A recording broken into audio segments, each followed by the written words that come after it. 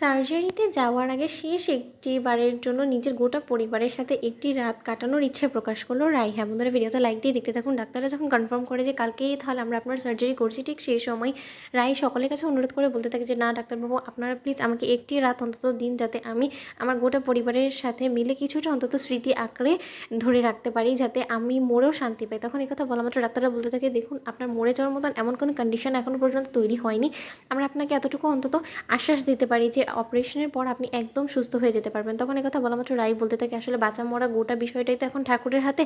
ঠাকুর যদি চান তাহলে আমি অবশ্যই সকলের মাঝে ফিরে আসবো, কিন্তু তা সত্ত্বেও আমাকে একটি মাত্র রাত অন্তত আমাকে দিতে হবে, যাতে আমি এই শেষ ঘন্টাগুলো অন্তত আমার পরিবারের সাথে কাটাতে পারি। ওদিকে রাই যখন নিজের বাড়িতে গিয়ে নিজের বৌমনি এবং স্রোতের সাথে রাত কাটানোর কথা বলে, ঠিক সেই সময় রায়ের মায়ের সন্দেহ হয়। রায়ের মা বলতে থাকে, কী ব্যাপার রাই, তুই আমার কাছ থেকে কী লুকোচ্ছিস বলতো? তোর হঠাৎ করে এমন মন হলো কেন যে তুই বৌমনি এবং স্রোতের সাথে আজকে গোটা রাতটা কাটাতে চাস? কী হয়েছে বল আমাকে, আর তোর চোখ মুখ এরকম শুকনো লাগছে কেন? তখন এই কথা বলা মাত্র রায়ের বৌমনি বলতে থাকে যে মা, কেন রায়ের বিয়ে হয়ে গিয়েছে বিধায়কে ও এখন আর এই বাড়িতে এসে থাকতে পারে না? ওর কি এ বাড়ি থেকে সব দায়ভার উঠে গিয়েছে? তখন এই কথা বলা মাত্র রায়ের মা বলতে থাকে, না না মিষ্টি, আমি সেরকম করে কিছু বলিনি, কিন্তু আমার কেন জানি না সন্দেহ হচ্ছে। আচ্ছা তুই কি তো শ্বশুর বাড়িতে সুখে নেই না কি? অনির্বাণের সাথে তো ঝগড়া হয়েছে। দেখো মিষ্টি, তোমরা কিন্তু বারংবারের মতন সবসময় কিন্তু ওর সব দোষ ঢাকার চেষ্টা করো। সেরকম যদি হয় তাহলে আমাকে বলো, আমি বরঞ্চ অনির্বাণের সাথে একবার কথা বলার চেষ্টা করি।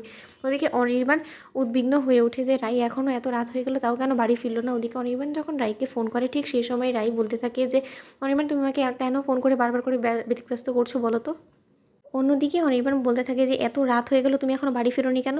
আর এটা একটা ভদ্রলোকের বাড়ি, তুমি যখন ইচ্ছা হবে তখনই বাড়ি ফিরলে তো হবে না। তখন রাই বলতে থাকে যে সেই ভদ্রলোকের বাড়িটার মধ্যে তো আমি আজকে ফিরবো না অনির্বাণ, তাহলে তুমি আমাকে ফোন করে এরকম কেন বিরক্ত করছো বলো তো? তখন অনির্বাণ বলতে থাকে, এবার নিশ্চয়ই তুমি আরও একটা বড়লোক বাড়ির ছেলেকে ফাঁসিয়েছো, এখন তার সাথে হয়তো বা ফুষ্টি করতে ব্যস্ত, রাত কাটাবে তার সাথে, তারপরে ফুর্তি টুর্তি করে তারপরে বাড়ি ফিরে আসবে। তোমার মতো নোংরা মেয়েকে আর যাই হোক না কেন এবার অন্তত আমি আমার ঘরে তুলবো না, যে কিনা গোটা একটা রাত অন্য একটা পরপুরুষের সাথে কাটিয়ে আমার বাড়িতে ফিরবে, তাকে আবার আমি আমার বাড়িতে সসম্মানে রাখবো, সেটা কী করে হয়? তখন এই কথা বলা মাত্র রাই বলতে থাকে যে আমি আর কোনোদিনও তোমার ওই বাড়িতে ফিরবো না অনির্বাণ। আমার যা মাল সামান আছে সব কিছু তুমি চাইলে আমার বাড়িতে পাঠিয়ে দিও, তাতে আমার কোনো রকম কোনো প্রবলেম হবে না। তখন অনির্বাণ বলতে থাকে, নিশ্চয়ই তোমার ওই বড়লোক বয়ফ্রেন্ড তোমাকে অনেক বেশি আশ্বাস দিয়ে ফেলেছে যে হয়তোবা তোমাকে গোটা জীবন তোমাকে টাকার বিছানায় শুয়ে রাখবে, তার জন্যই তো তুমি হয়তোবা আমার সাথে এরকম আচরণ করছো, তাই না?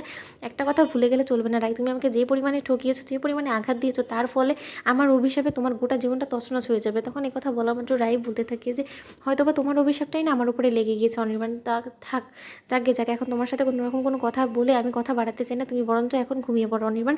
ওদিকে অনির্বাণ ফোন রেখে বলতে থাকে যে ওর এত বড় দুঃসাহস, ও আমাকে কোনো কিছু এখন কৈফিয়ত দেওয়ার প্রয়োজন বলে মনে করে না, ওর এত সাহস আমি ঘুচিয়ে দেবে। এবার দেখো রাই আমি কী করি। তোমাদের ভিডিওটা ভালো লাগতে লাইক শেয়ার করে সাবস্ক্রাইব করতে ভুলো না।